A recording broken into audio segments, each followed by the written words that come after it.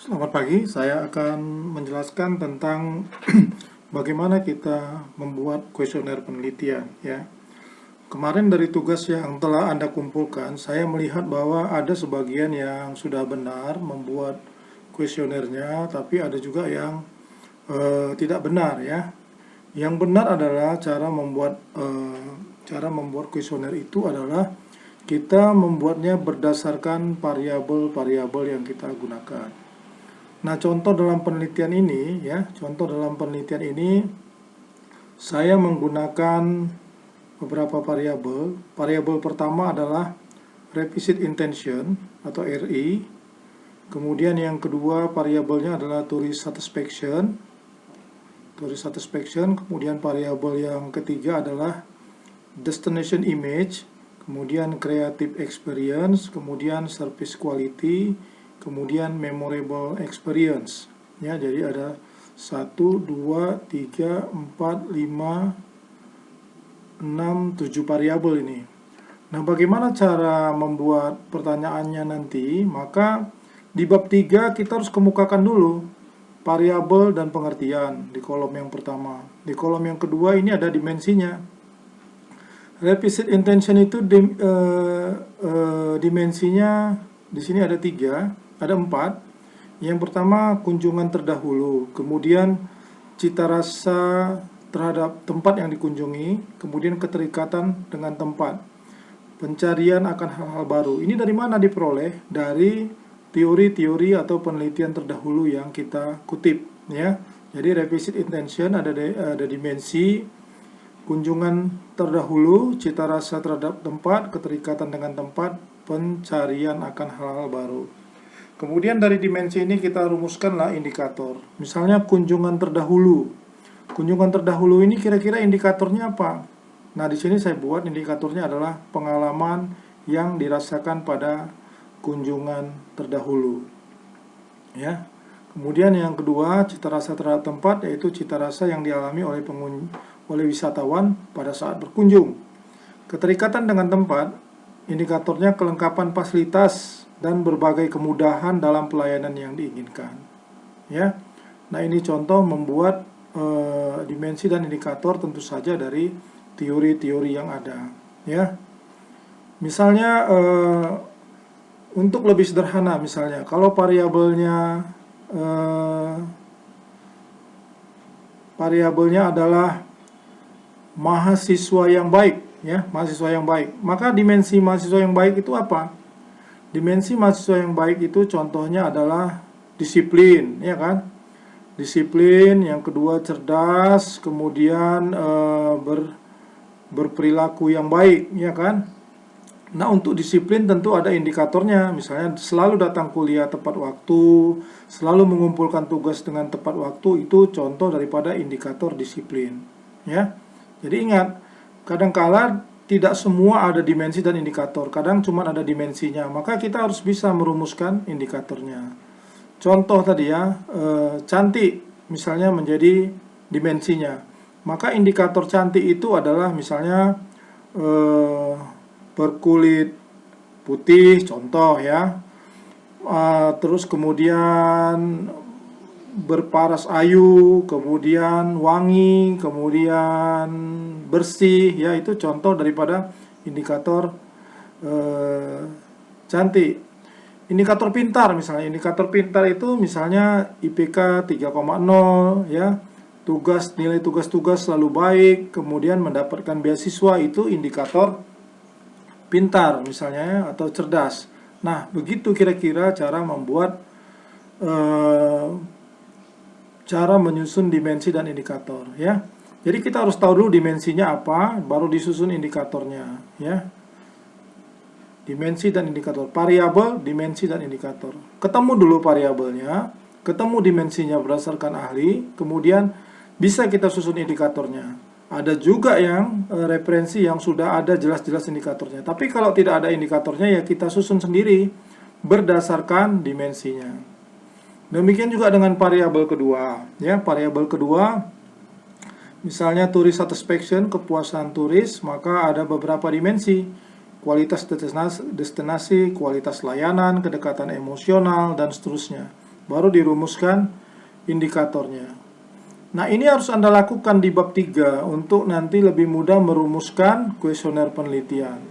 Setelah semua variabel ini dijelaskan ya, dimensi dan indikatornya ya. Dijelaskan dimensi dan indikatornya, misalnya seperti yang ini ya.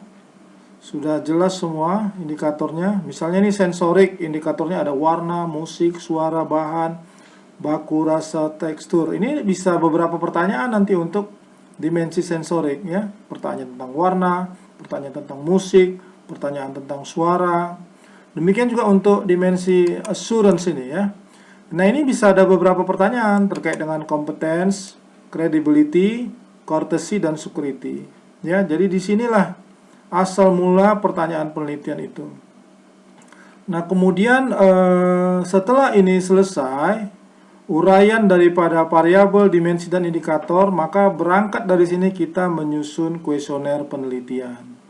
Kita menyusun kuesioner penelitian seperti ini, misalnya ya.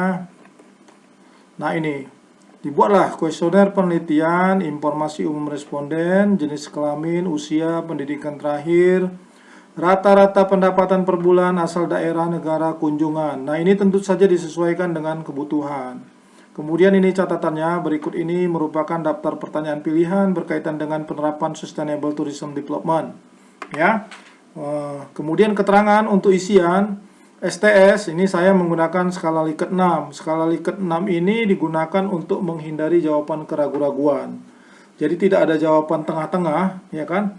Yang ada 1, 2, 3 tidak setuju, 4, 5, 6 setuju ya. Ini jadi cuman dibagi 2 blok. Ini adalah blok tidak setuju, ini adalah blok setuju. Jadi saya menggunakan di sini skala Likert 6. Skala Likert 6 ini jauh lebih baik dari skala Likert 5, skala Likert 3 ya.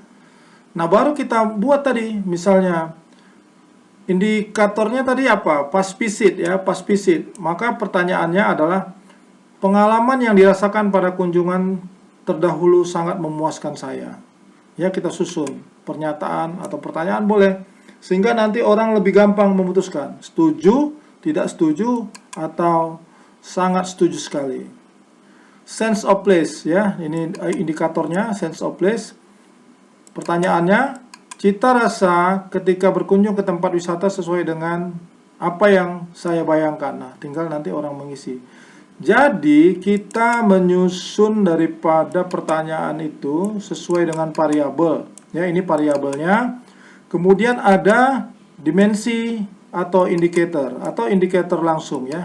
Kita buat pertanyaan dari indikatornya. Ini indikator past visit, indikator sense of place, indikator attachment to place ya. Jadi dari sini kita buat pertanyaan. Pertanyaannya boleh lebih dari satu untuk satu indikator. Ini indikator pertama, boleh 2 pertanyaan ya, sesuai dengan kebutuhan. Baru masuk ke tourist satisfaction ya, sesuai juga dengan indikatornya. Ini ada kualitas destinasi, kemudian kualitas layanan, kemudian kecerdasan emosional, kemudian harga dan biaya yang dikeluarkan wisatawan. Nah, kita buat pernyataannya, nanti tinggal kita kira-kira gampang nggak orang untuk mengerti pertanyaan atau pernyataan ini, sehingga mudah memberikan checklist di sebelah sini.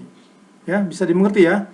Demikian juga dengan destination image ya, kemudian service quality, kira-kira begitulah. Jadi pertanyaan itu untuk setiap indikator sebaiknya lebih dari satu. Kenapa? Karena nanti kalau uji validitas, reliabilitas, ada indikator atau pertanyaan yang tidak valid, dia akan dibuang. Kalau dibuang, maka indikator tersebut akan hilang dari pertanyaan penelitian.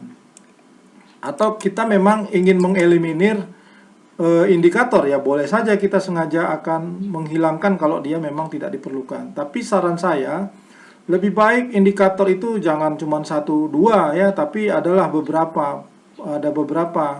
Ada 3, 4, 5, 6, 7 pertanyaan. Sehingga kalau ada pertanyaan yang harus dieliminasi karena tidak valid, maka kita masih punya beberapa pertanyaan yang mewakili daripada variabel kita.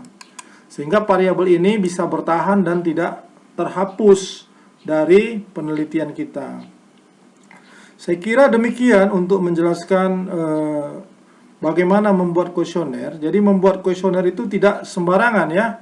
Membuat kuesioner berdasarkan teori-teori terdahulu atau penelitian terdahulu, dan dia disebutkan sumbernya di bab 3 dari mana indikator dan dimensi tersebut diambil atau diperoleh.